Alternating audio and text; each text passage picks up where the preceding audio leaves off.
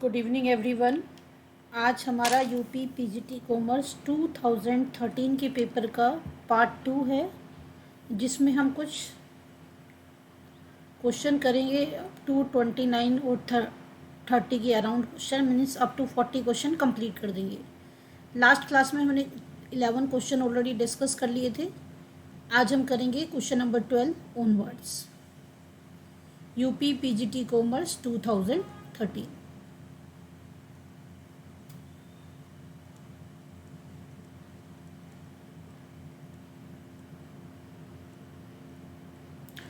आप भी side by side अपने आंसर राइट करते जाना, so that you are able to analyse कि आपके कितने क्वेश्चन करेक्ट निकल रहे हैं।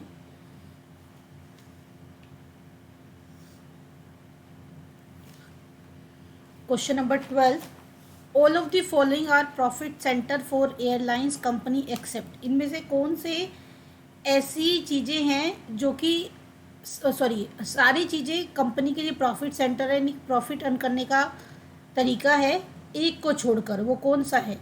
मैगजीन की जो सेल होती है, फ्लाइट में जो मैगजीन मिलती है, उससे पर्टिकुलरली प्रॉफिट सेंटर क्रिएट होता है। Sales of things and item से होता है, टिकट सेल से होता है। तो आंसर क्या हो गया? Maintenance of aeroplane.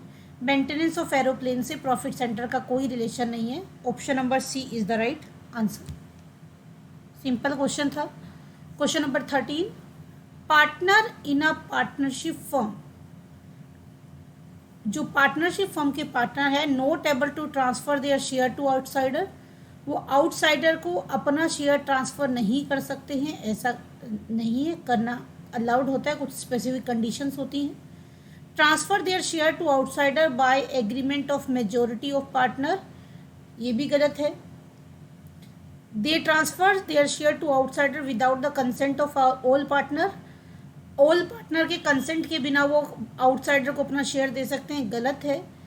Transfer their share to outsider by the consent of all partner, यानी कि मेजोरिटी नहीं होती इसमें। अगर आपको अपना शेयर किसी आउटसाइडर को ट्रांसफ़र करना है तो सारे के सारे पार्टनर का कंसेंट होना चाहिए, उनका एग्रीमेंट होना चाहिए, यानी कि वो एग्री होने चाहिए, तभी आप अपने शेयर को आउटसाइडर को ट्रांसफ़र कर सकते हो। Option number D is the right answer.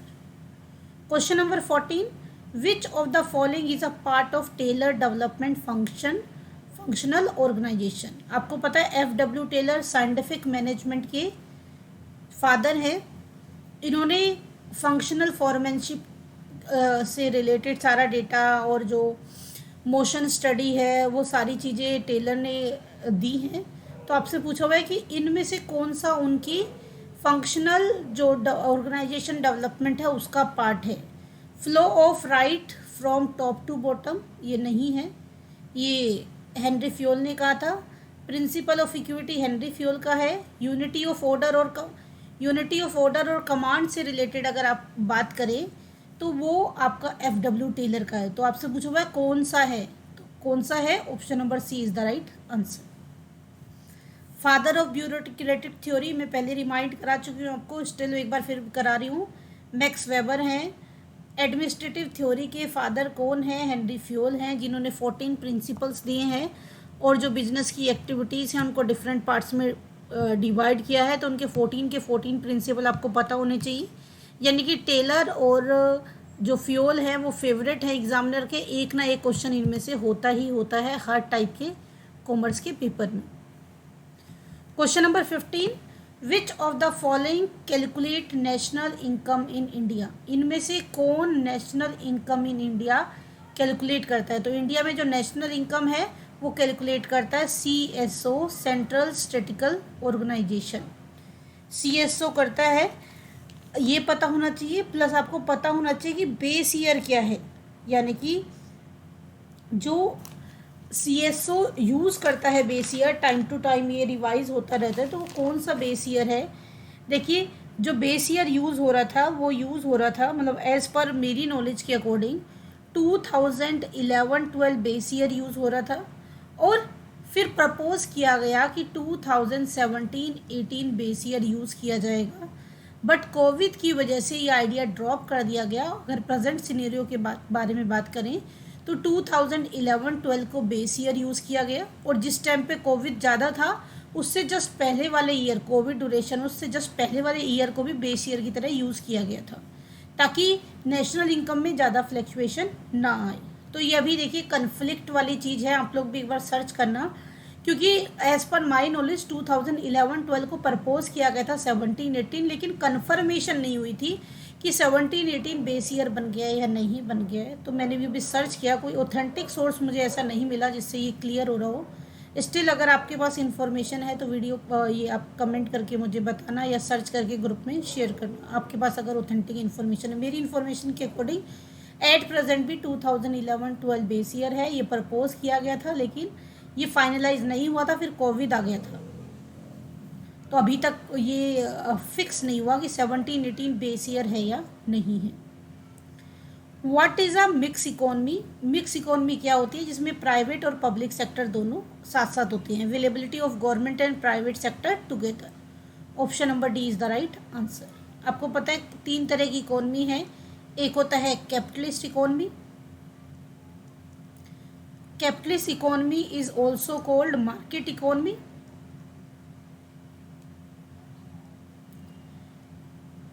इस इकोनॉमी में सारे के सारे जो फैक्टर होते हैं, factor of production are under the control of private players. Government सिर्फ रूल्स एंड रेगुलेशन बनाती है और मार्केट की डिमांड एंड सप्लाई जो फोर्स है वो इकोनॉमी में क्या क्रिएट करती है? बैलेंस ऑटोमेटिकली क्रिएट कर देती है। दूसरी इकोनॉमी हमने पढ़ी थी सोशलिस्ट इकोनॉमी,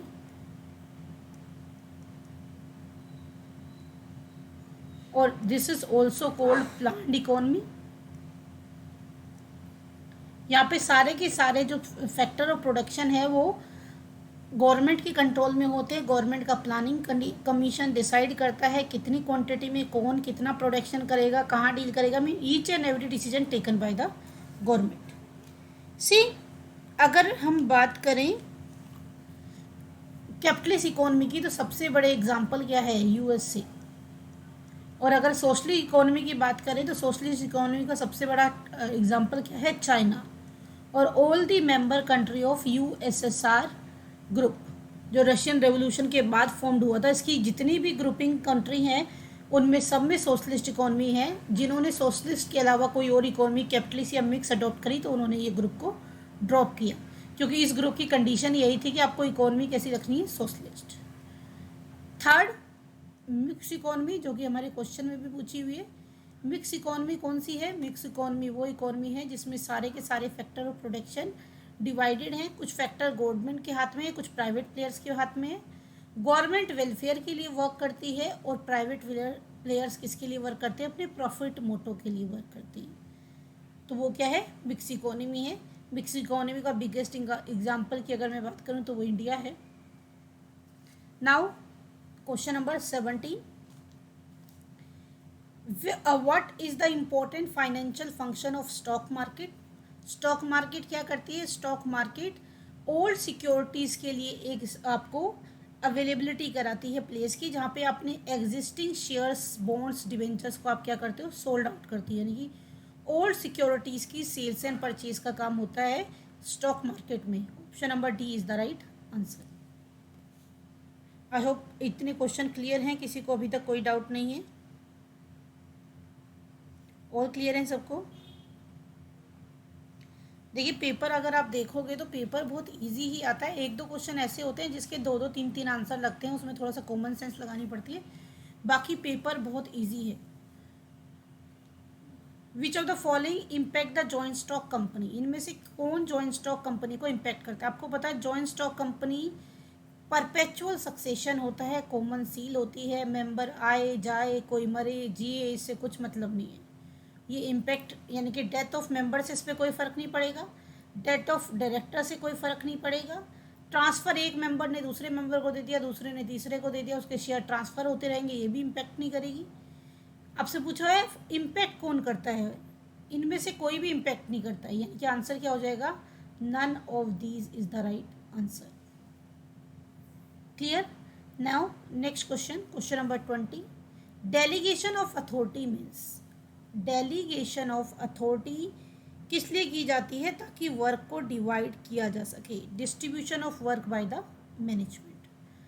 अथॉरिटी डेलीगेट हो सकती है, रिस्पॉन्सिबिलिटी डेलीगेट नहीं होती। ध्यान दीजिए, आप अपनी अथॉरिटी किसी को काम परफॉर्म करने के लिए दे सकते हो, लेकिन आपकी जो रिस्पॉन्सिबिलिटी है, जो आपकी अकाउंटेबिलिटी है,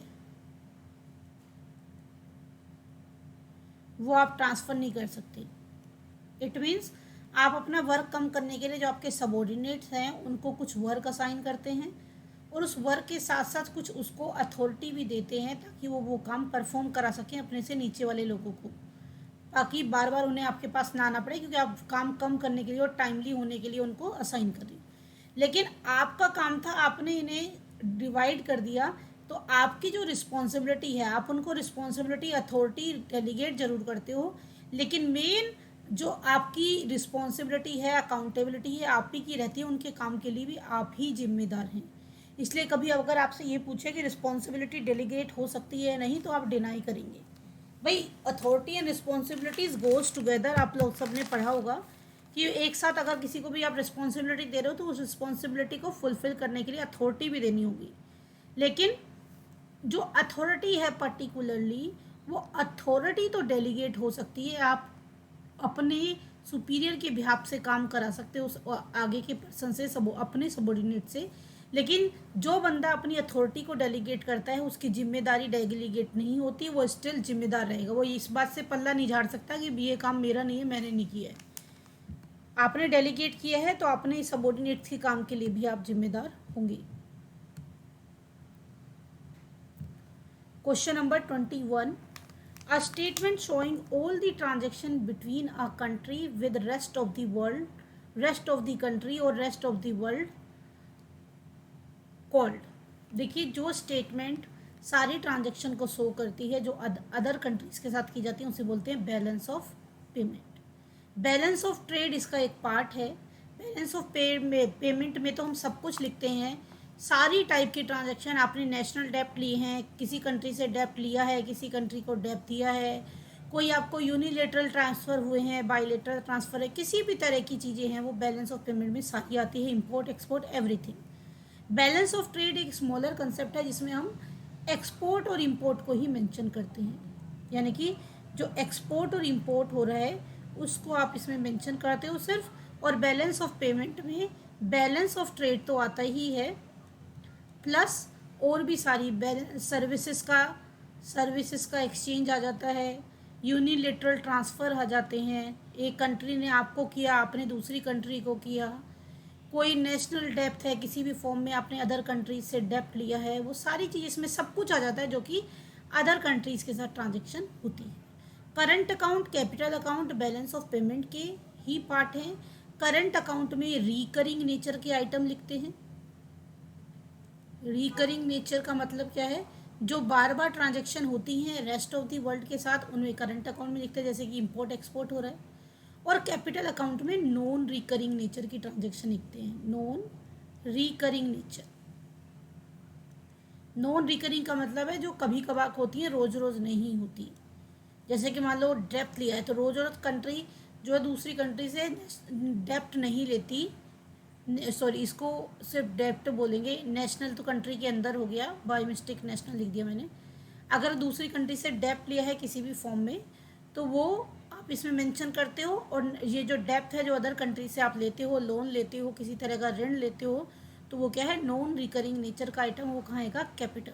यानी कि ऐसी चीज़ें जो कभी कभार इंपोर्ट एक्सपोर्ट या कभी कभार इनफ्लो आउटफ्लो हो रहा है जिसकी वजह से वो कैपिटल अकाउंट में, और जो बार बार हो रहा है इंपोर्ट एक्सपोर्ट की फॉर्म में, वो है रिकरिंग नेचर के आइटम, उनको हम करंट अकाउंट में शो करते हैं। I hope all of you understood the difference between two. Now next question, amount is transfer to wages account instead of machinery. भाई कोई अमाउंट हो सकता है मशीनरी को इंस्टॉलेशन कराने के लिए, या कुछ नई मशीनरी को ख़रीदा, उसके ऊपर कुछ खर्चा किया गया और उसको वेजेस में ट्रांसफ़र कर दिया। होना था वो मशीनरी में क्योंकि कैपिटल नेचर का आइटम है, और कर दिया वेजेस में। इस तरह की गलती को क्या कहते हैं, इसको बोलते हैं एरर ऑफ प्रिंसिपल।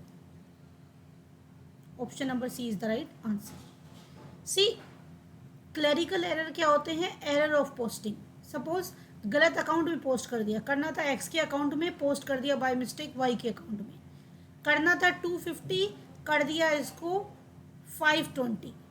तो इस तरह की जो गलती हैं वो होती हैं clerical error. Error of omission क्या होता है? भूल की गलती, लिखना ही भूल गए। राइटिंग एरर है, कुछ लिखने में गलती कर दी है, मतलब एरर की वैरायटी नहीं है। एरर होते हैं clerical error, error of omission, error of commission और कंपनसेटिंग एरर। तो राइटिंग एरर कुछ नहीं होता है, कंपनसेटिंग एरर होता है। कई बार क्वेश्चन आता है कौन से ऐसे एरर हैं जिससे ट्राई बैलेंस के एग्रीमेंट पे इम्पैक्ट पड़ता है, और कौन से ऐसे एरर हैं जिससे ट्राई बैलेंस के एग्रीमेंट पे इम्पैक्ट नहीं पड़ता।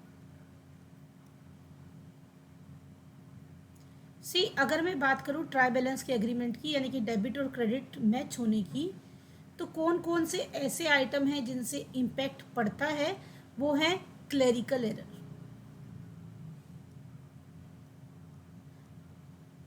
इनसे इम्पैक्ट पड़ेगा, क्लेरिकल एरर से कम इम्पैक्ट पड़ेगा। अगर आप किसी को पार्शली लिखना भूल गए हो, फुली ओमिशन है तो फर्क नहीं पड़ेगा।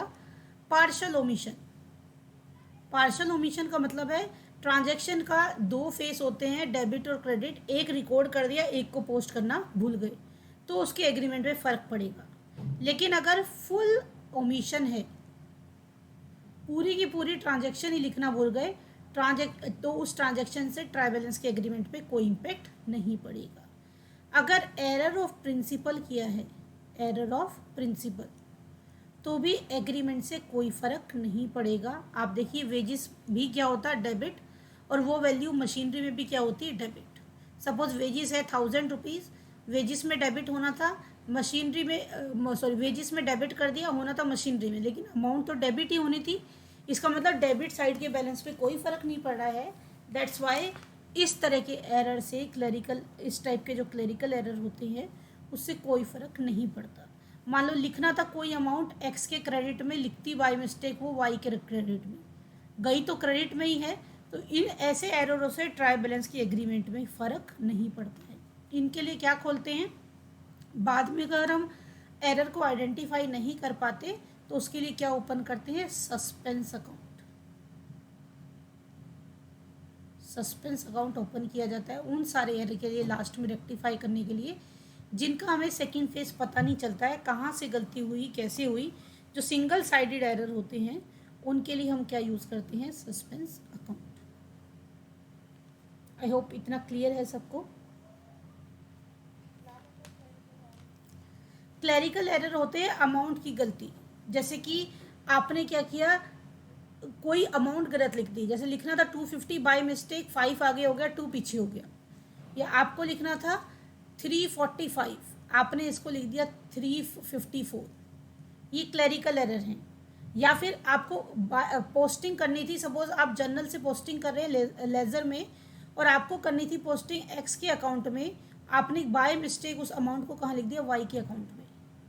इस तरह के जो एरर होते हैं वो होते हैं क्लरिकल एरर, यानी कि जो बंदा राइट कर रहा है उसकी गलती है कि उसने बाय मिस्टेक किसी चीज़ को गलत एज्यूम कर लिया या गलत तरीके से उसको अलग अकाउंट में पोस्ट कर दिया। तो इस तरह के जो क्लरिकल एरर होते हैं उनसे ट्राई बैलेंस के एग्रीमेंट पे कोई फ़र्क नहीं पड़ेगा क्योंकि गलती दोनों साइड हुई है। अगर गलती एक साइड में होती तो इम्पैक्ट पड़ता, लेकिन अमाउंट दोनों ही अकाउंट में, डेबिट और क्रेडिट में गलत लिखी गई है, इसलिए ट्राई बैलेंस के एग्रीमेंट में कोई फ़र्क नहीं पड़ता।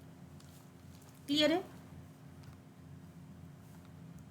Compensating error, as I told you, अगर कोई गलती हमने डेबिट में 100 रुपये की है और फिर उतनी ही गलती क्रेडिट में 100 रुपये की कर दी, यानी कि मान लो एक्स्ट्रा 100 रुपये डेबिट में ऐड कर दिए, फिर एक्स्ट्रा 100 रुपये क्रेडिट में ऐड कर दिए, तो दोनों डेबिट और क्रेडिट की गलती क्या है? कंपनसेट हो जाती है, और उससे भी ट्राई बैलेंस की एग्रीमेंट पे कोई फ़र्क नहीं पड़ता है।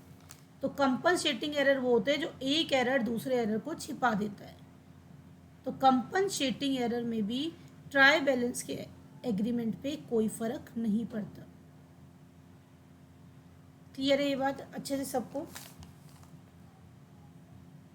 Now next question. आप भी जब खुद से भी पढ़ते हो तो कोशिश ये किया करो कि आसपास की सारी चीज़ें करो, क्वेश्चन कुछ भी आए उसके आसपास की पुरानी चीज़ें रिकॉल कर लिया करो। याद है तो वर्बली बोल के देख लो, और याद नहीं है तो अपने नोट्स में से खोल के देख लिया करो। ताकि एक तरह से टाइम टू टाइम बीच बीच में रिवीजन भी होती रहे। अब आप सब कुछ पढ़ चुके हो तो जो भी क्वेश्चन करते हो उसके साथ अपने पुराने कंसेप्ट पढ़े हुए रिकॉल किया करो। Table A of a companies act is adopted for which of the following. अगर कोई कंपनी आर्टिकल ऑफ एसोसिएशन नहीं बनाती है तो वो कौन सी टेबल अडॉप्ट करती है? टेबल ए अडॉप्ट करती है as per companies act 1956।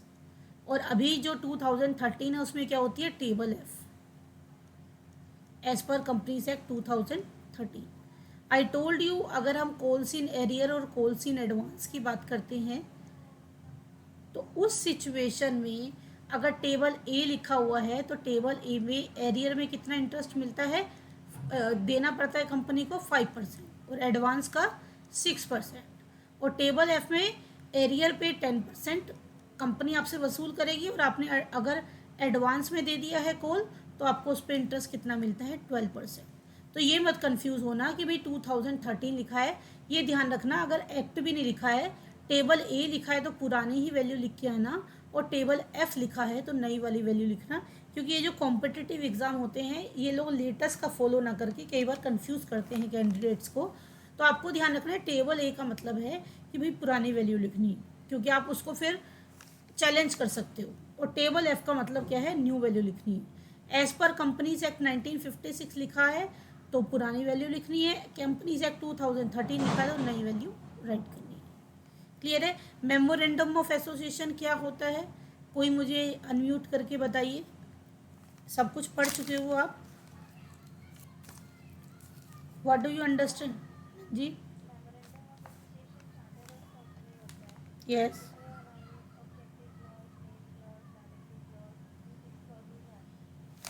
Good.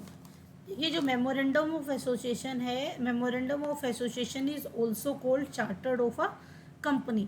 इसमें सारे क्लोजेज आते हैं, यानी कि कंपनी से रिलेटेड सारी इंफॉर्मेशन इससे लिखी जाती है। अगर मैं मेमोरेंडम ऑफ एसोसिएशन और आर्टिकल ऑफ एसोसिएशन की बात करूं तो मेमोरेंडम ऑफ एसोसिएशन में कंपनी के सारे होते हैं, name close, objective close, liability close, उसकी सारी रेलिवेंट इंफॉर्मेशन होती है। और आर्टिकल ऑफ एसोसिएशन में क्या लिखा जाता है? कंपनी के इंटरनल रूल्स एंड रेगुलेशन, ताकि कोई कन्फ्लिक्ट क्रिएट हो तो इसको रेफर किया जा सके। और अगर आर्टिकल ऑफ एसोसिएशन कंपनी नहीं बनाती, क्योंकि कुछ कंपनी के लिए कंपलसरी नहीं होता बनाना, तो अगर कंपनीज आर्टिकल ऑफ एसोसिएशन नहीं बनाती है तो कंपनीज एक्ट की ओल्ड एक्ट में टेबल ए और न्यू एक्ट में टेबल एफ डायरेक्टली अप्लाई होती है। अगर आपने कोई रूल रेगुलेशन या रेट सेट नहीं की, कोई क्राइटेरिया सेट नहीं किया तो उसमें जो मेंशन क्राइटेरिया वही आप फॉलो करेंगे।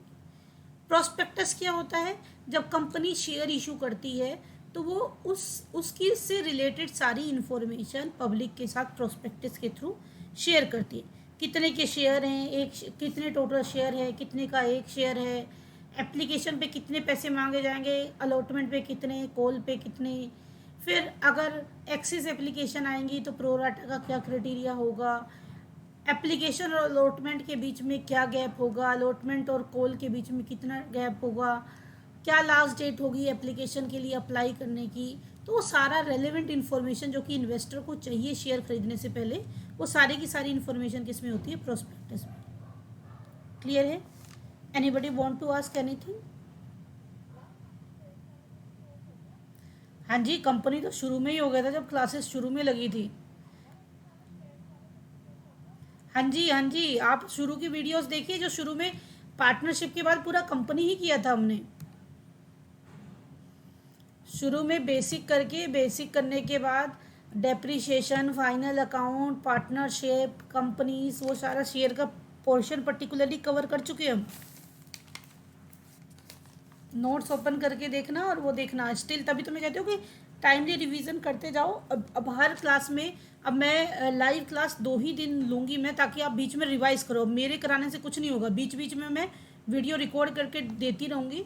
बट ये कि अब आप अपने डाउट इकट्ठा करना शुरू करो, प्रीवियस रिवीजन चाहे तो बिल्कुल फ्रेश से स्टार्ट कर दो, शुरू से नोट्स ओपन करके नोट्स से पढ़ना शुरू करो। डाउट है तो आप वीडियो देख सकते हो। स्टिल अगर वीडियो नहीं देखनी तो डाउट अपना इकट्ठा करो और फिर लाइव क्लास में पूछ लिया करो। Next question, question number 24, find out gross profit and loss from the following information. Gross profit and loss निकालना है, आपको दिया हुआ है cost of sale, sales purchase. GP क्या होता है? जीपी होता है sales minus cost of sales. और दूसरा क्या हो सकता है formula? Sales plus closing stock minus opening stock minus purchase plus purchase return. और अगर सेल्स रिटर्न है तो क्या कर देंगे? माइनस कर देंगे।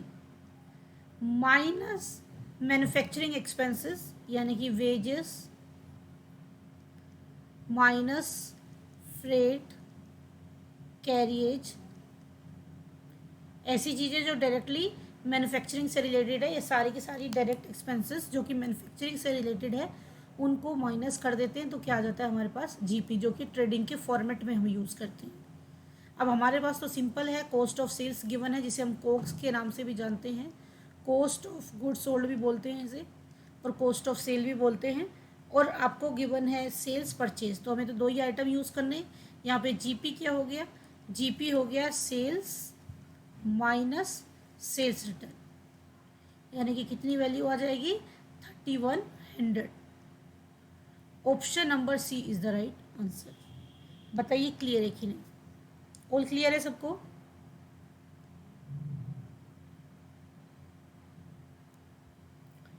Next question. नेक्स्ट क्वेश्चन आपको 1 मिनट दे रही हूँ, फटाफट जल्दी से कैलकुलेट करके वैल्यू बताइए।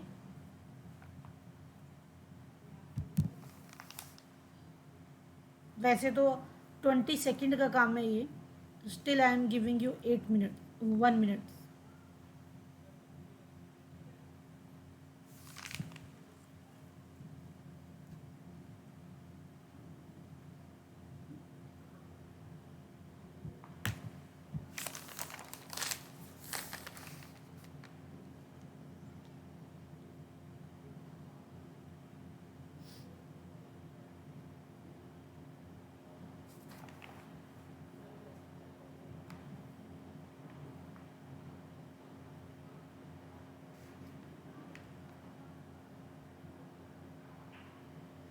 आगे answer.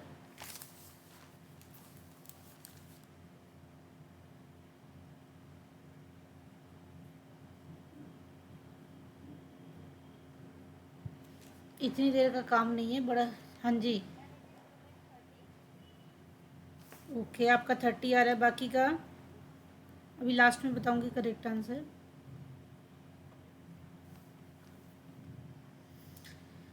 X Limited forfeited 30 shares of ₹10 each, on which 3 on allotment, 4 on call is arrear।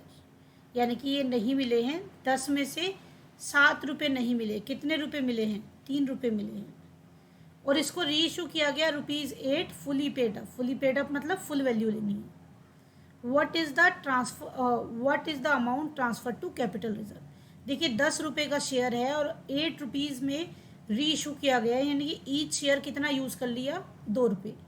अब फॉरफिटेड में कितना है? फॉरफिटेड अकाउंट में 3 रुपये रिसीव हुए हैं 30 शेयर पे, यानी कि रिसीव हुआ था 90।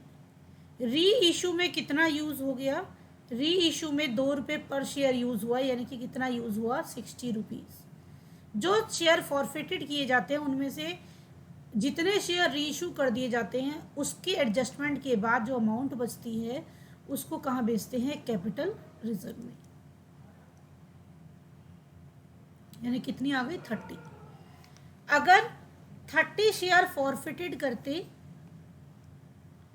और 20 शेयर री इशू करते, रिकॉल करा रही हूँ एक बार, क्वेश्चन का आंसर तो आसानी से आ गया, 30 इजी क्वेश्चन था। अगर 30 शेयर फॉरफिटेड करते और 20 री इशू करते तो कैपिटल रिजर्व निकालते समय जो आपने फॉरफीचर यूज़ करना है वो कितने शेयर का यूज़ करना है? ओनली 20। जो री इशू नहीं किए हैं उनका बैलेंस आप कैपिटल रिजर्व में ट्रांसफ़र नहीं करोगे जब तक कि उन्हें री इशू नहीं कर दिया जाएगा। तो 20 शेयर अगर री इशू किए हैं तो इनका फॉरफीचर यूज़ करेंगे। इनका लेस यूज्ड इन रीइशू, और जो बैलेंस बच जाएगा उसे कहाँ ट्रांसफर कर देंगे, ट्रांसफर टू कैपिटल रिजर्व। ये चीज़ जरूर ध्यान रखना, करते समय जल्दी में आप लोग भूल जाते हो कई बार। Option number C is the right answer. Clear है सबको? तो ये समझाने के लिए इतना टाइम लगाया, वरना वर्बली निकलता। 3 रुपये मिले हैं, 2 रुपये यूज़ कर लिए, सीधा सीधा है। ये तो समझाने के लिए लिख दिया कहानी, वरना तो वर्बली 1 सेकेंड का काम है। 30 शेयर है, पूरे के पूरे रीइशू कर दिए, कुछ अलग से लिखा नहीं है। एक शेयर पे 3 रुपये मिले थे, 2 रुपये पर शेयर यूज़ कर लिया, यानी कि कैपिटल रिजर्व में कितना गया, 1 रुपये पर शेयर। 30 शेयर हैं, 1 रुपये पर शेयर बच रहा है, टोटल कितना बचा, 30। Answer C, within a second. और बाकी समझने के लिए जब फर्स्ट टाइम करते तो ऐसे करते, लेकिन जब आप समझ गए तो you can directly adopt this method, क्योंकि एग्जाम में हमें टाइम सेव करना है, टाइम वेस्ट नहीं करना है। तो ऐसी अप्रोच अप्लाई, क्योंकि हमें आंसर निकालना है, ऑप्शन निकालना है जो शॉर्टकट हो, एक लाइन में आंसर आना चाहिए। सपोज इसी में मैं ऐड कर देती हूँ सेम क्वेश्चन में, 30 शेयर रीइशू किए और 30 शेयर फॉरफिटेड किए, और इसमें से 20 शेयर क्या हैं, रीइशू किए हैं, तो क्या कैपिटल रिजर्व की अमाउंट होगी। अब देखिए, आपने देखा 20 रीइशू किए हैं, 20 रीइशू किए हैं 8 पर, यानी कि आपने कितना यूज़ किया, आपने यूज़ किया पर शेयर, क्योंकि 8 रुपये का कर रहे हो तो 2 रुपये जो कम वैल्यू है वो यहीं से आएगा। 2 रुपये पर शेयर आपने यूज़ कर लिया, और रिसीव हुआ था 3 रुपये पर शेयर। 3 रुपये पर शेयर मिला है जो फॉरफिटेड है, 2 रुपये यूज़ कर लिया, कितना बचा, 1 रुपये। और कितने शेयर इशू किए गए हैं, 20 शेयर। तो इन्हीं का सिर्फ कैपिटल रिजर्व में भेजोगे, कितने रुपए आएगा कैपिटल रिजर्व में, 20 रुपये। आई बात समझ? हाँ जी, फॉरफिटेड किए 30, रीइशू 20, इसलिए तो मैं बोल रही हूँ कि पर शेयर का कैलकुलेशन रखो ऑब्जेक्टिव में, या तो टोटल लिखो, टोटल भी आप करते तो आप देखते हैं कि भाई 30 शेयर तो हमें यूज़ नहीं करना, हमें तो देखना है जो रीइशू है, तो 20 शेयर पे 3 रुपये मिले, यानी कि 60 रुपये मिल गए। और रीइशू में पर शेयर यूज़ किया है 2 रुपये, क्योंकि 8 रुपये का है, 40 रुपये यूज़ कर दिए, तो कितना कैपिटल रिजर्व में जाएगा, कैपिटल रिजर्व में जाएगा 20 रुपये। या फिर आपको क्या बताया, डायरेक्टली करो कि भाई 3 रुपये मिले हैं, 2 रुपये रीइशू में यूज़ कर लिए हैं, 1 रुपये पर शेयर बचा है, 1 रुपये रीइशू कितने किए, 20 शेयर। सिर्फ रीइशू अमाउंट लेनी है, वही मैंने अपने नोट के थ्रू आप लोगों को बता रही थी। 20 into 1 20, option number 20 sorry value 20 is the correct answer, यानी कि ₹20 कहाँ भेज देंगे आप, कैपिटल रिजर्व में। ये चीज़ें ध्यान रखना, छोटी छोटी चीज़ें हैं, लेकिन जरा सा भी इधर उधर कंसेप्ट हुआ उसकी वजह से सिली एरर होके हमारा क्वेश्चन गलत हो जाता है। अब बताइए, ये वाला कंसेप्ट रिकॉल हुआ, कर चुके हम डिटेल में ये सारी चीज़ें, क्लियर है? क्योंकि मैंने सोचा कि क्वेश्चन तो इजी आया, बट साइड बाय साइड में ऐड करती जाती हूँ ताकि आपकी प्रीवियस रिवीजन भी होती रहे। तभी मैं कह रही हूँ कि पिछला रिवीजन भी स्टार्ट करो, चीज़ें भूलते जाते हैं, अब उनको रिकॉल करने का टाइम आ गया, पेपर कभी भी हो सकता है सितंबर के बाद। Who is the father of economy, father of economics क्या है, Adam Smith. Option number D is the right answer. भाई जेम कीन्स ने भी बहुत सारी थ्योरी दी है, माल्थस की पॉपुलेशन थ्योरी आपने देखी है, रिकार्डो ने इंटरनेशनल ट्रेड से रिलेटेड और बहुत सारे कंसेप्ट दिए हैं। लेकिन इकोनॉमी को सबसे पहले, जो अगर हम फादर की बात करें तो उनको किसको माना जाता है, एडम स्मिथ को।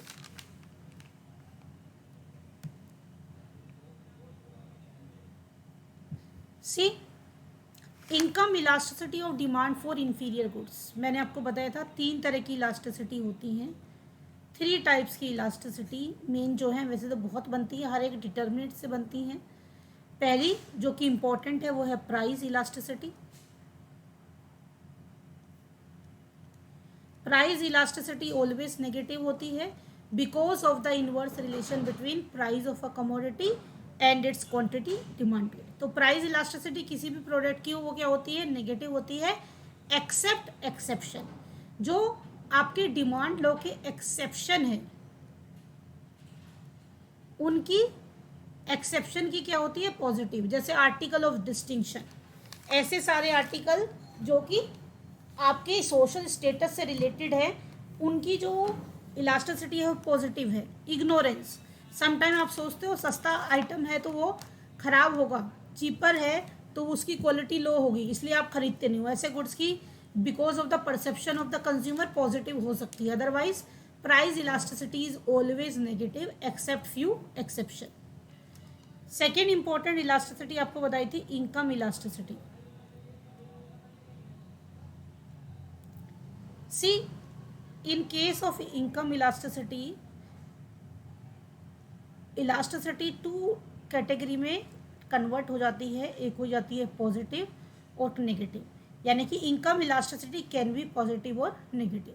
पॉजिटिव किसकी होती है? नॉर्मल गुड्स की, नॉर्मल गुड्स और जनरल गुड्स। और नेगेटिव किसकी होती है? इंफीरियर गुड्स की, इंफीरियर गुड्स और गिवन गुड्स, इनकी नेगेटिव होती है। पॉजिटिव नेगेटिव का मतलब बता रखा है भाई, इनकम और डिमांड का रिलेशन क्या है? इनकम इंक्रीज होगी तो डिमांड इंक्रीज होगी, इनकम डिक्रीज होगी तो डिमांड डिक्रीज होगी, ये है पॉजिटिव। और नेगेटिव का मतलब क्या है? इनकम इंक्रीज होगी तो डिमांड डिक्रीज होगी, इनकम डिक्रीज होगी तो डिमांड इंक्रीज होगी। तो इंफीरियर और गिवन गुड्स की नेगेटिव होती है, इनकम बढ़ेगी तो इनकी डिमांड कम होती है, इनकम कम होती है तो इनकी डिमांड ज़्यादा हो जाती है। और नॉर्मल गुड्स वो हैं, कोई स्पेसिफिक एग्जांपल नहीं है, हर एक पर्सन के लिए, अलग अलग कस्टमर के लिए नॉर्मल और इंफीरियर की अलग अलग डेफिनेशन है। तो इट कैन बी पॉजिटिव और negative, but price elasticity is always negative except few exception. अब आपसे क्वेश्चन में पूछा था income elasticity of demand for inferior good कैसी होगी? Negative, option A. इसके अलावा मैंने आपको प्राइस इफेक्ट बता रखा है। अगर मैं प्राइस इफेक्ट की बात करूँ तो सारी कमोडिटीज़ का जो प्राइस इफेक्ट है वो नेगेटिव होता है, लेकिन जो गिवन गुड्स हैं उनका प्राइस इफेक्ट क्या होता है? पॉजिटिव। गिवन गुड्स का हमेशा प्राइस इफेक्ट पॉजिटिव होगा। I told you given goods are special type of inferior goods whose price effect is positive, यानी कि गिवन गुड्स इंफीरियर गुड्स का एक पार्ट है, ये इंफीरियर हैं। और इंफीरियर के ऐसे गुड्स जिनकी price effect, price elasticity positive आती है, वो क्या होते हैं? गिवन। इतना भी ध्यान रखोगे बहुत है, बाकी पूरी कहानी डिटेल में बताई हुई है आपको। इसके अलावा तीसरी इलास्टिसिटी जो मैंने इंपॉर्टेंट बताई थी वो बताई थी क्रॉस इलास्टिसिटी।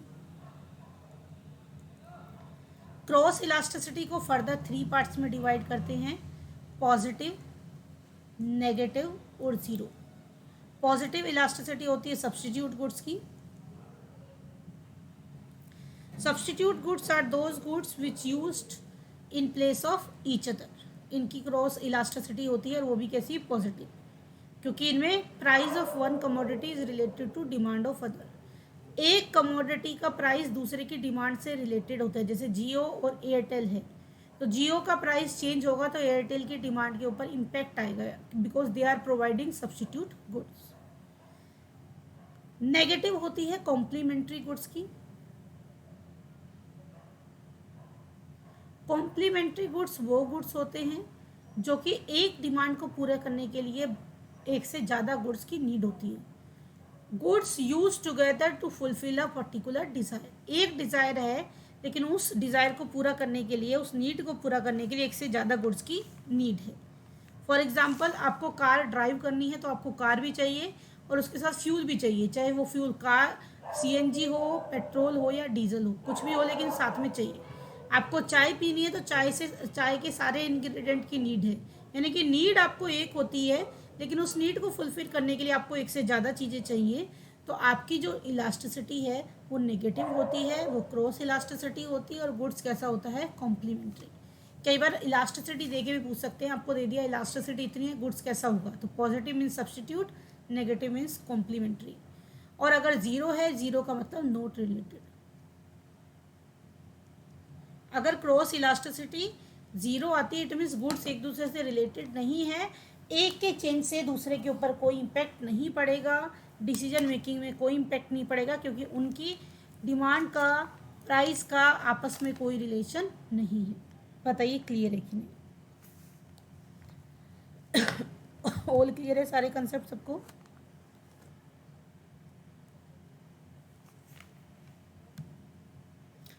तो मैं मतलब आपको ये चीज़ बता रही हूँ कि आप भी कोई भी जैसे चाहे टेस्ट पेपर कर रहे हो या कुछ भी कर रहे हो, करने के बाद उसको सर्च करके उससे रिलेटेड सारे कंसेप्ट को रिकॉल किया करो। इससे क्या है, बार बार जब क्वेश्चन करते समय पिछली बातें याद करके उनको एक बार मेमोराइज करोगे, जो आपको याद है बोलने की कोशिश करोगे, जो नहीं याद है पीछे नोट्स में से देखने की कोशिश करोगे, तो वो बार बार देख देख के अपनी आपको याद होती जाएंगी। Which of the following is agriculture income according to income tax act. इनमें से एग्रीकल्चर इनकम कौन सी है इनकम टैक्स एक्ट के अकॉर्डिंग, यानी कि कौन सी ऐसी इनकम है जो कि एग्रीकल्चर एज्यूम की जाएगी।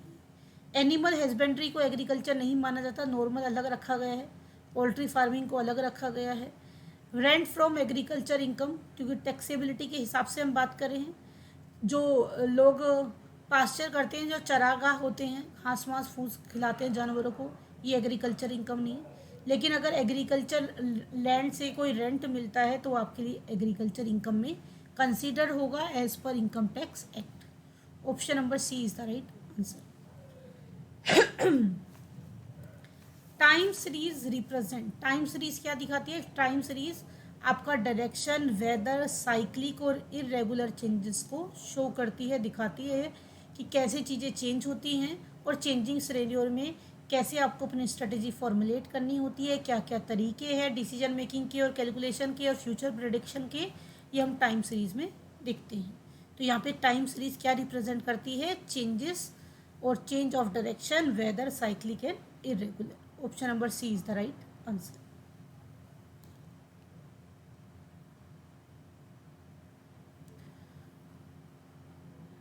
Find out gross profit and loss from the following data. Same type का क्वेश्चन है जैसे पहले आया था। ओपनिंग स्टॉक गिवन है, परचेज गिवन है, कॉस्ट ऑफ सेल्स गिवन है, सेल्स गिवन है। जब भाई कॉस्ट ऑफ सेल्स और सेल्स गिवन है तो बाकी चीज़ों का क्या काम, क्योंकि सबसे छोटा फॉर्मूला ही है हमारे पास, जीपी निकालने का है, sales minus cost of sales. Sales अपनी है 57,000, कॉस्ट ऑफ सेल 52, यानी कि प्रॉफिट आ रहा है कितने का? 5,000 का profit. Option number B is the right answer. Option number B is the right answer.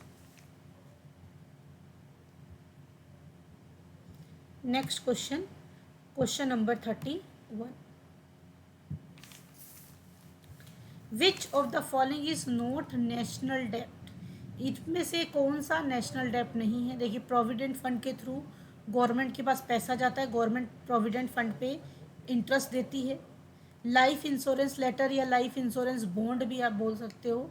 Life insurance के ऊपर भी आपको रिटर्न मिलता है। गवर्नमेंट एक तरह से डेप्थ की तरह ही ये पैसा लेती है।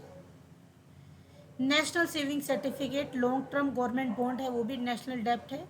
सेविंग सर्टिफिकेट एक अलग टाइप का स्नेरियो, ये डेप्थ नहीं है, एक इन्वेस्टमेंट इंस्ट्रूमेंट है।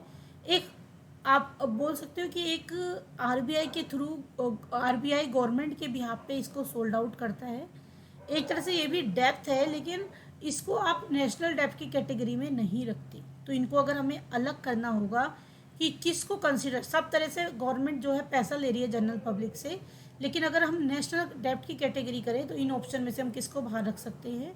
नेशनल सेविंग सर्टिफिकेट को। Option number C is the right answer. ये थोड़ा सा कई बार कंफ्यूजिंग होता है, बहुत लोग बड़े गलत तरीके से लिखते हैं इसका आंसर, बट अगर आप खुद भी एनालाइज करोगे तो आपको खुद रियलाइज होगा कि बेटर आंसर क्या होगा, नेशनल सेविंग सर्टिफिकेट। इसी का करेक्टर बाकी सबसे अलग है।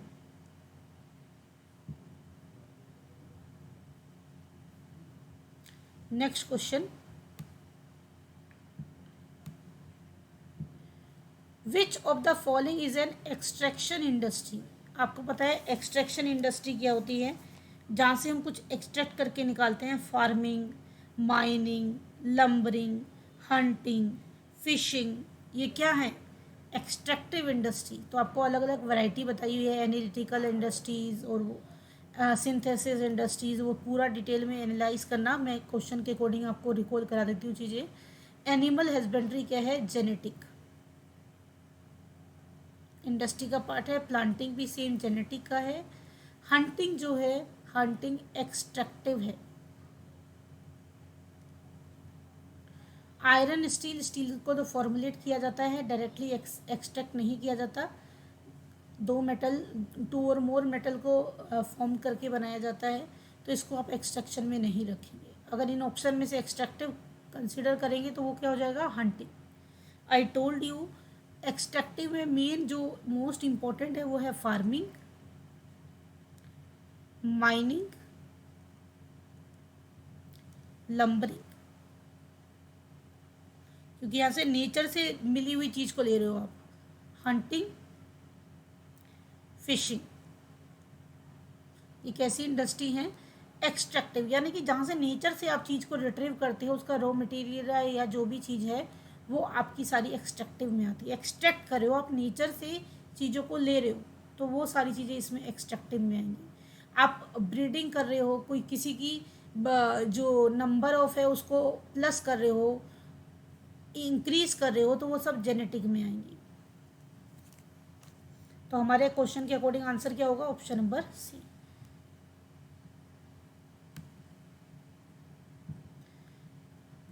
इन the market maximum burden of tax on seller, कौन सी मार्केट में मैक्सिमम बर्डन सेलर पे होगा। आपको पता है कि टैक्स जो है किस पे अप्लाई डिवाइड किया जाता है, सेलर पे, लेकिन सेलर इसे वसूल किससे करता है, कस्टमर से।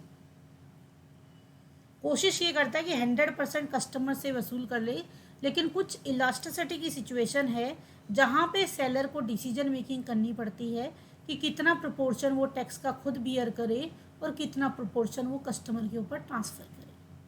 पहली सिचुएशन है both demand and supply are elastic, supply भी इलास्टिक है, डिमांड भी इलास्टिक है।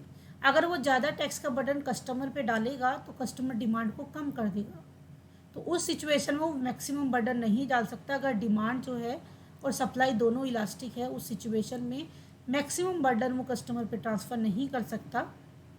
अगर demand and supply note elastic है, यानी कि इन इलास्टिक है, ना तो डिमांड चेंज हो रही है ना सप्लाई चेंज हो रही है, ना तो डिमांड चेंज हो रही है ना सप्लाई चेंज हो रही है, तो एक्स्ट्रा बर्डन का ये कंसेप्ट अप्लाई नहीं होता इन इलास्टिक में, इसमें भी मैक्सिमम बर्डन नहीं डाल पाएगा वो। अगर हम बात करते हैं demand is elastic and supply is elastic, demand elastic है, इन इलास्टिक है, और सप्लाई क्या है, इलास्टिक, यानी कि डिमांड तो चेंज होती नहीं और सप्लाई फ्लैक्चुएट होती रहती है।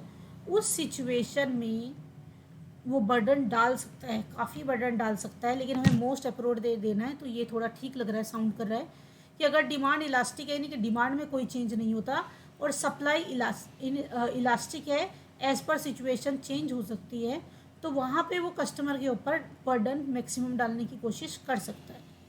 Demand is elastic and supply is in elastic, demand elastic है, सप्लाई इन इलास्टिक है, डिमांड इलास्टिक है, सप्लाई इन इलास्टिक है, सप्लाई तो चेंज होती नहीं, सप्लाई इन इलास्टिक है, और डिमांड चेंज होती जाती है।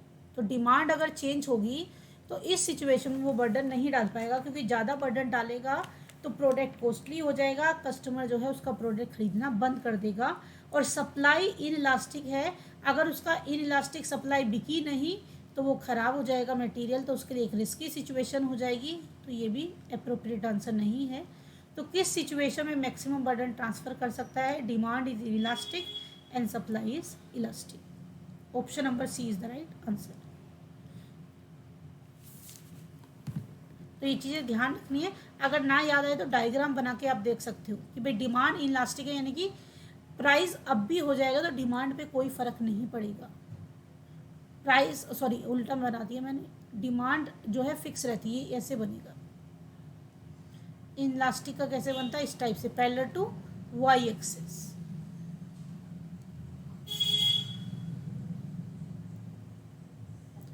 अगर हम इलास्टिक डिमांड की बात करें तो उसका कर्व बनता है पैरेलल टू एक्स एक्सिस, ये डी डी है, ये सप्लाई है। प्राइस अप करो या डाउन करो, डिमांड पे कोई फ़र्क नहीं पड़ा, तो आप टैक्स का बर्डन डाल भी दोगे, प्राइस अप भी हो जाएगा, तो डिमांड इम्पेक्ट नहीं होगी, आप कस्टमर लूज़ नहीं करेंगे, तो उससे आपकी सेल पे कोई इम्पैक्ट नहीं पड़ेगा। तो उस सिचुएशन में आप मैक्सिमम बर्डन कस्टमर के ऊपर डाल सकते हो। क्लियर है ये चीज़ सबको। Next question, what will get when depreciation deducted from the production of goods and services within a country. देखिए जो within a country goods and services within a country का जो production होता है उसको क्या बोलते हैं, ग्रोस डोमेस्टिक प्रोडक्ट।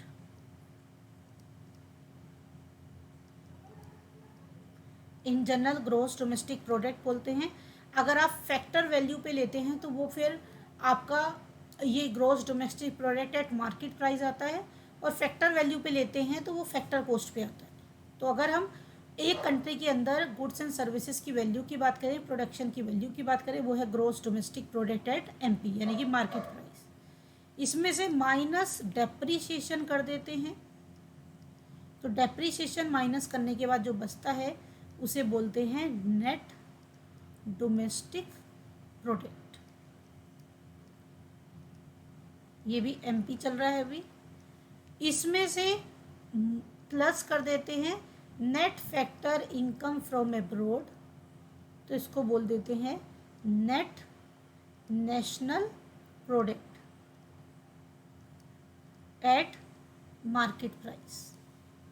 और आपको मैंने बताया था नेशनल इनकम का मतलब होता है national product at factor cost, क्योंकि उसको अच्छा इंडिकेटर माना जाता है। तो इसलिए अगर इसे फैक्टर कॉस्ट में कन्वर्ट करना है तो इसमें से माइनस कर देते हैं net indirect tax. Net indirect tax, net indirect tax क्या होता है, indirect tax minus subsidies.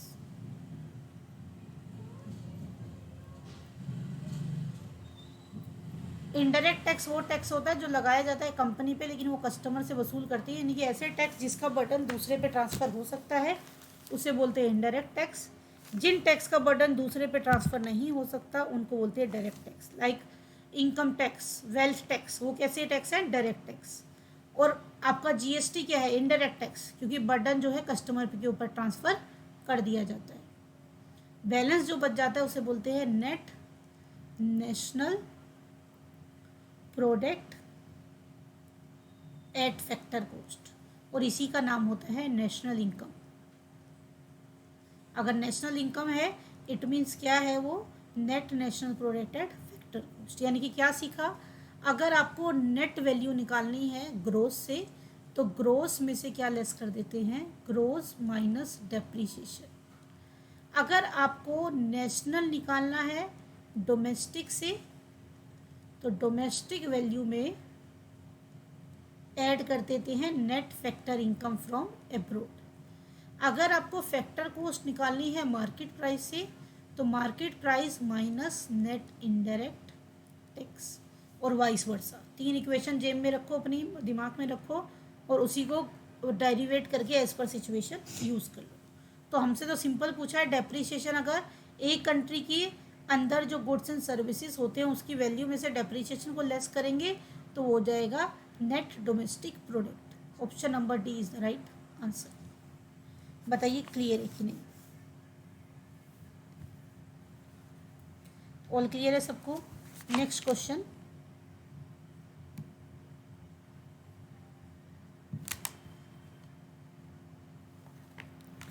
Monopolist decide about. Monopolist कौन है, मोनोपोली फर्म का ओनर। फॉर्म्स ऑफ मार्केट होती है, आपको बताया था, perfect market, monopoly market, monopolistic market और oligopoly. Perfect market, large number of buyers and sellers selling homogeneous product. Monopoly market, one seller and large number of buyers. तो monopoly में जो owner है उसे बोलते हैं monopolist. And monopolistic market, large number of buyers and sellers less than perfect market, selling homogeneous and heterogeneous product. Similarly oligopoly में भी, लेकिन ओलिगोपोली में क्या होता है, few number of buyers and few numbers of sellers and large number of buyers. तो यहाँ पे मोनोपोली के बारे में पूछा है। मोनोपोली में या तो प्राइस डिसाइड करेगा या प्रोडक्शन, दोनों में से एक ही चीज़ डिसाइड कर सकता है।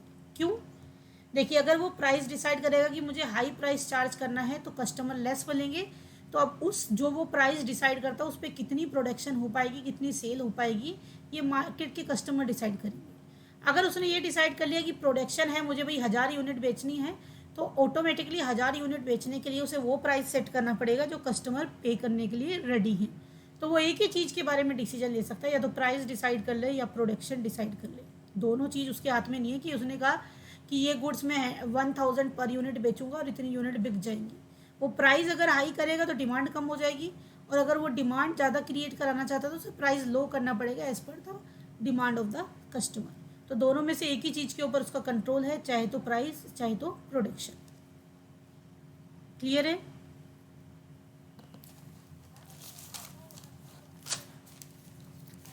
किंग डिमांड का जो स्विगी ने दिया हुआ है उसमें आपका एक टाइम के बाद ऐसे ओलिगोपोली में जो है डिमांड जो है प्रेडिक्टेड नहीं होती ना, depend on the action of the competitor. इसलिए जैसे मान लो ये डिमांड कब है, कॉम्पिटिटर ने कोई स्ट्रेटजी अडॉप्ट की, कोई अलग से कोई डिसीजन लिया, उसकी वजह से आपकी डिमांड फिर चेंज हो जाएगी। इसे बोलते हैं किंग डिमांड कर्व। डी से D1, D1 से D2, तो as per situation demand curve इसमें फिक्स नहीं होता है, चेंज हो जाता है। इसे बोलते हैं किंग डिमांड कर्व, क्योंकि इसमें एक स्टेज के बाद डिमांड कर्व में फ्लक्चुएशन आते रहते हैं, वो चेंज होता रहता है। ये ओलिगोपोली में होता है because of the higher independence of business decision, क्योंकि आपका जो डिसीजन है वो आपके कॉम्पिटिटर के ऊपर डिपेंड करेगा, आप इंडिविजुअल नहीं हो। क्योंकि इसमें ओलिगोपोली में क्या होता है, few numbers of buyers and seller. जैसे आपको बताया था मैंने, जियो, एयरटेल, वोडाफोन, अभी नेटवर्किंग ये तीनों प्रोवाइड करने, कितनी कंपनी आई कितनी गई, लेकिन इन्होंने क्या किया हुआ है, मार्केट को होल्ड करके रखा हुआ है। तो अब एक कंपनी जो डिसीजन लेती है या कोई नई स्ट्रेटजी या कोई नई चीज़ लेके आएगी तो उसका डायरेक्टली इम्पैक्ट पड़ेगा दूसरे के ऊपर। तो उनकी डिमांड उनकी प्रेडिक्शन से नहीं चलेगी, उनकी कॉम्पिटिटर की एक्शन के ऊपर भी डिपेंड करती है, वो कभी भी चेंज हो सकती है। हाँ जी, पूछिए बेटा।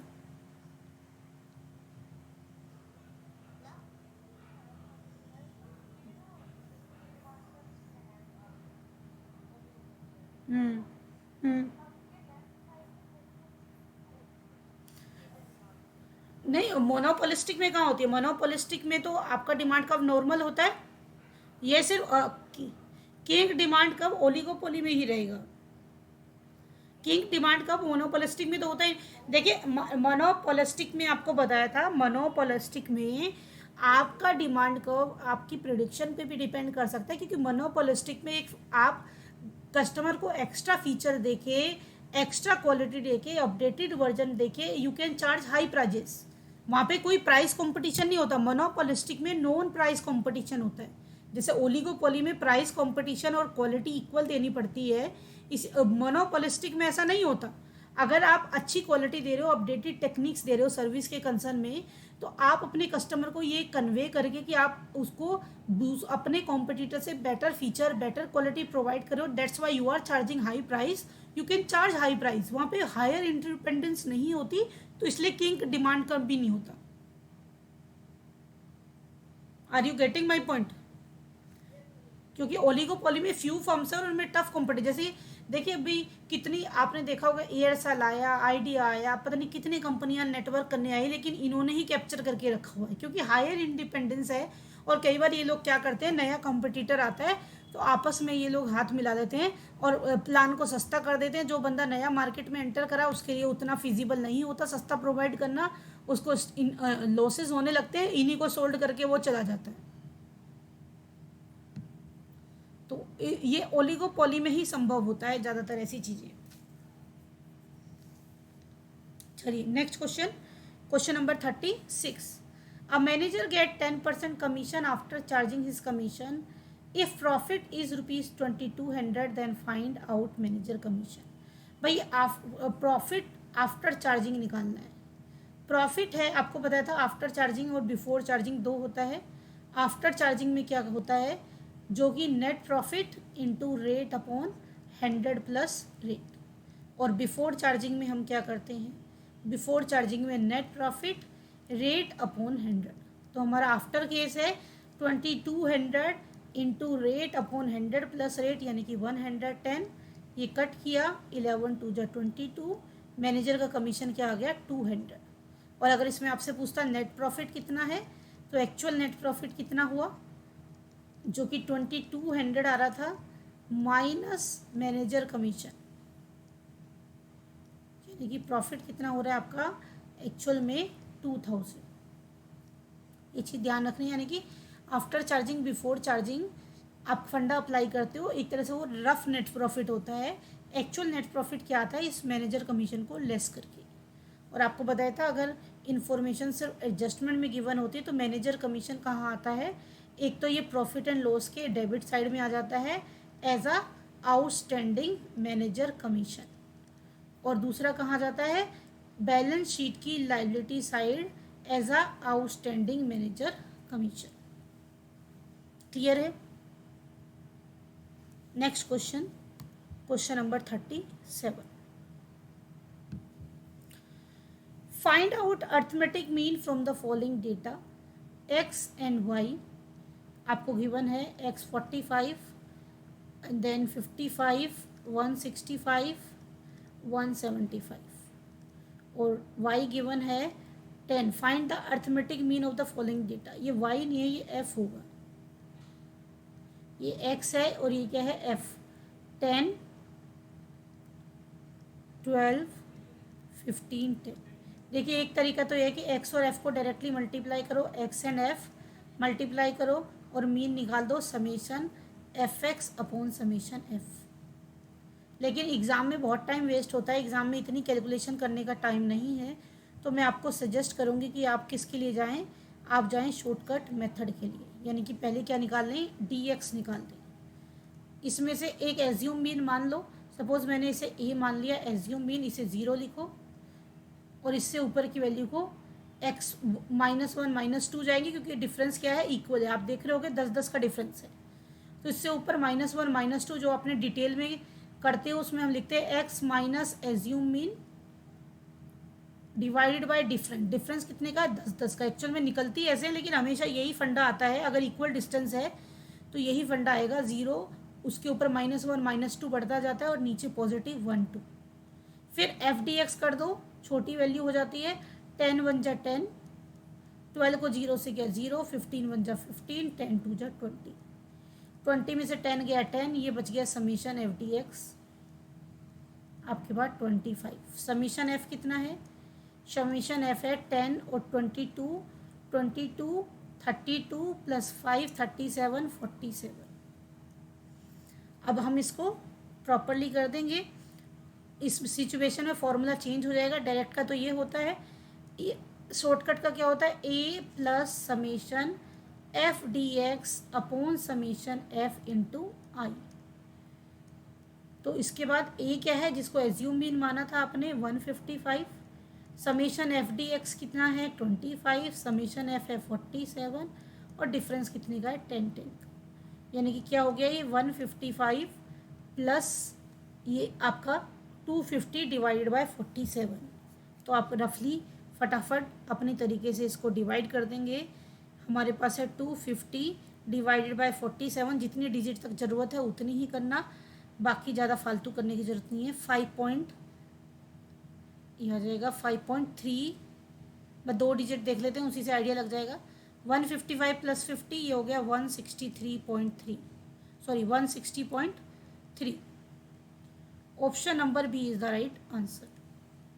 और आप चाहो तो डायरेक्टली भी कर सकते थे, कैसे, इनको मल्टीप्लाई करके, लेकिन इसमें फिर बड़ी यहाँ पे तो एक बार ही डिवाइड करना पड़ा, टोटल वर्बली हो गया। और एक्स और एफ से करते तो देखिए 150 इंटू 10, 155 इंटू 12, 165 इंटू 15, 175 इंटू 10, बहुत बड़ा हो जाता आपका। और उसके बाद डिवाइड करते हैं, then you will find out the answer. तो वहाँ पे कभी भी जहाँ पे एमसीक्यू करना हो तो कोशिश करिए, अगर क्लास इंटरवल बराबर है तो इस तरह से आप बिना ये लगाए भी डायरेक्टली कर सकते। फिर भी मैं फटाफट कैलकुलेटर से कैलकुलेशन करके आपको चेक करा देती हूँ, कोई फ़र्क नहीं पड़ता। 145 इंटू 10 1450, 155 इंटू 12 1860, 165 इंटू 15 2475 और यहाँ पे 10 है तो ये बन गया 1750। तो ये आ गया 2475 प्लस 1750 प्लस 1860 प्लस 1450, तो ये टोटल आपका आ जाएगा 7535 और इस सिचुएशन में फॉर्मूला क्या होगा, X mean is equal to summation F X 7535 divided by summation F यानी कि 47। तो ये आपका डिवाइड करोगे यू ऑल्सो गेट 160.3। आंसर में कोई फ़र्क नहीं आता, लेकिन अब देखिए अगर इतनी बड़ी बड़ी कैलकुलेशन करोगे, मल्टीप्लाई करोगे, फिर ऐड करोगे, फिर डिवाइड करोगे, it takes time. It is better to go for this. Clear है कैलकुलेशन? ऑल क्लियर है अच्छे से? Next question, the main advantage of functional organisation.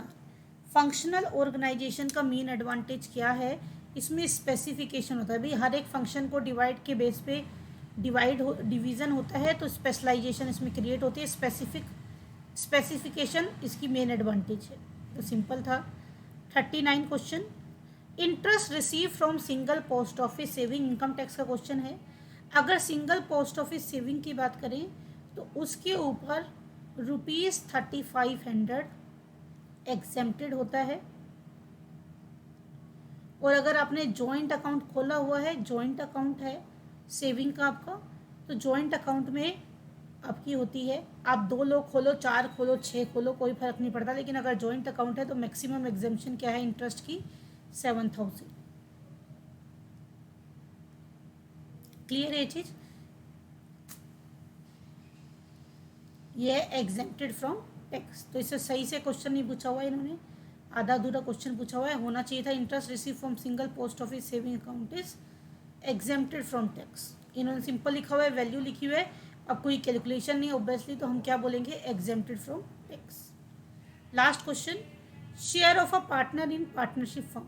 अगर पार्टनरशिप फर्म से पार्टनर को शेयर देगी, पार्टनरशिप फर्म ने प्रॉफिट अर्न किया, इस प्रॉफिट के ऊपर उसने टैक्स दे दिया, और टैक्स देने के बाद पार्टनर्स को शेयर डिवाइड कर दिया। भाई पार्टनर्स की लाइबिलिटी अनलिमिटेड अगर है तो पार्टनर के हाथ में ये वो क्या होगा, फुली एग्जेम्प्टेड होगा। अगर भाई लिमिटेड लाइबिलिटी होती, अलग सिचुएशन होती, तो वहाँ पे इंडिविजुअली की तरह ट्रीट करके वहाँ पे अलग सिनेरियो में ट्रीटमेंट होता। लेकिन जब उसकी लाइबिलिटी अनलिमिटेड है और फर्म्स के साथ उसका पूरा एसोसिएशन है, तो उसके हाथ में जो वैल्यू आएगी वो क्या होगी, टैक्स फ्री।